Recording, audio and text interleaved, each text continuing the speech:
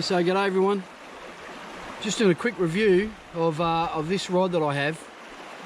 So this is a an Atomsix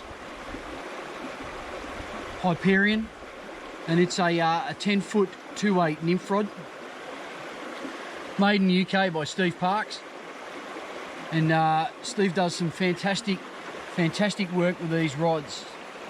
The blank for the rod is actually designed by Steve and then manufactured to his specifications. And so these are really technical rods, specifically built for what their what their intended purpose is. And so if you're getting a nymph rod, it's specifically built for nymph rod. Now that doesn't mean that it can't be used for other things, but this is the way Steve has sort of structured his rods. So excellent build quality here, and you can Steve does this himself, handmade or handcrafted, I suppose you should say. I've paired mine up with a little Hardy LRH, but you get a selection, and if you're talking to Steve about your rods, you can sort of pick and choose. I've decided I want a downward locking reel seat. You can have an upward locking reel seat depending on what you like. You can have a selection of different types of handles, and then the colorings themselves, and things like these reel seats, and these sort of marbled reel seats are really becoming a signature factor in Steve's rods. So it's really quite good. All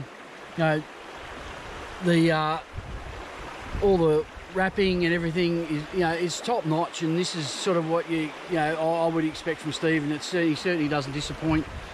The interesting thing with this nymph rod is down here on the bottom section of the rod you actually have a stripping guide, as opposed to a lot of times it's sitting on the third section. So this stripping guide sits a lot closer to your hands, which is particularly handy when you're nymph fishing.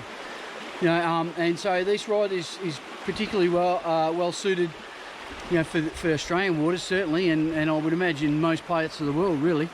Really nice and light, easy to carry, easy to hold, easy to fish with.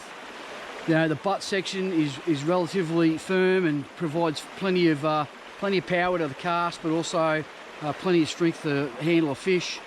And the tip sections are nice and sensitive. Really feel what's going on in there, and certainly feel those takes.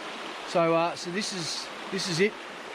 This is the Atomsix Hyperion 10-foot 2/8 elemental nymph rod. Fantastic rod, fantastic work by Steve. If you're interested, then Google Atomsix on the internet, and it should bring up Steve's website, or you can plug your Atomsix into Facebook, and that'll bring on the Steve stuff as well. And now, if you're looking for a new rod and you're really considering what you want to do with things, then I really can't advocate for Steve's work and Steve's rods too much. Fantastic pieces of kit. Anyway, we'll get this into the water, because you don't catch fish with your fly out of the water, and we'll see if we can hook onto a couple of things and see how it goes, and hopefully that might give you some insight as to how this rod performs. Okay, so out on the water, nice little run here up against this log, and I've got a little 2.8mm bead on this, and so what we'll do is we'll run up this run. I don't know whether we'll catch anything. It's been pretty slow today, but you never know. But at least it might give you an indication of how this rod works and how it performs.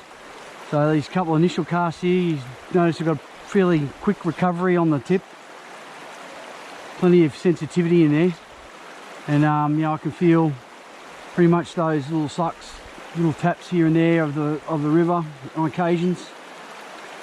I'm also able to be, I'm pretty comfortable and pretty comfortable pushing these flies right up close to things, and being accurate as I can, and this rod pretty much lets you do that.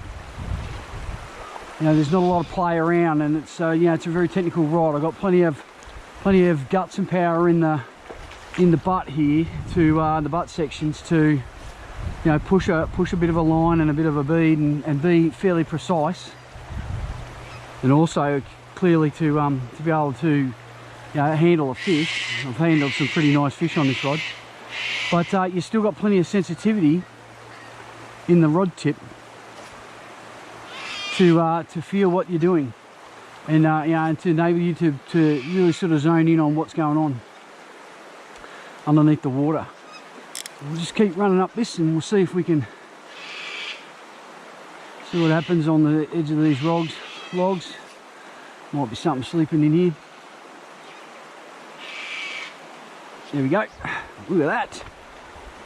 Come on, come on, come on, come on. Nice brown. So this is pretty much what it looks like when it's in action. So I'll just get him in here. Come on. You can see I've pretty got plenty of power in this to manhandle this bad boy across. So we'll get him into the net here. There we go. That's a really nice brown. Really nice brown. All right, buddy.